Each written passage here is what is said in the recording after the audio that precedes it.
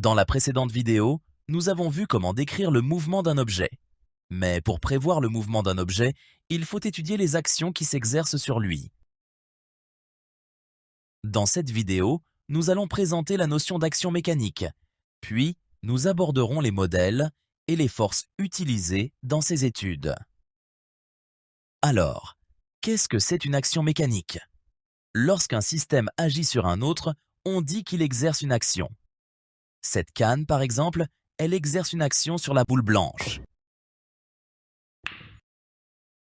Pour l'identifier facilement lors de l'étude d'un mouvement, une action mécanique est une force capable de provoquer ou de modifier le mouvement d'un système, ou encore de le déformer.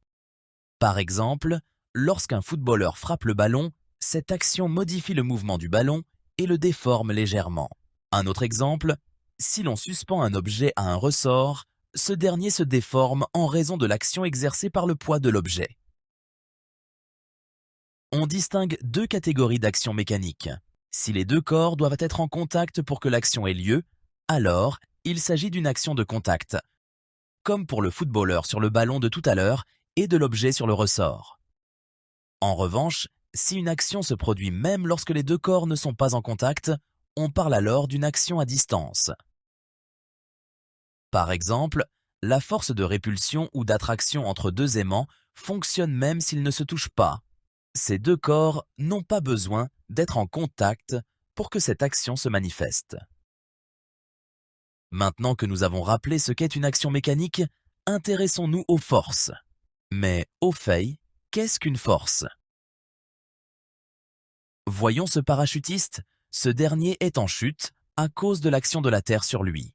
Il est bien évident que cette action est à distance. Alors, pour comprendre l'utilité de la notion de la force, il est important de se rappeler qu'en science, on utilise souvent des modèles pour expliquer les phénomènes du monde réel ou pour prédire ce qui pourrait se produire. Par exemple, si l'on cherche à comprendre pourquoi ce parachutiste chute, on doit considérer l'action exercée par la Terre sur lui. En mécanique du point, le système étudié, ici le parachutiste, est représenté par un simple point.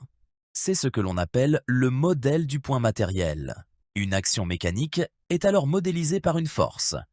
Pour représenter ces forces, on utilise un outil mathématique appelé vecteur. Un vecteur, tout comme la force qu'il représente, possède trois caractéristiques. Une direction qui correspond à celle de l'action.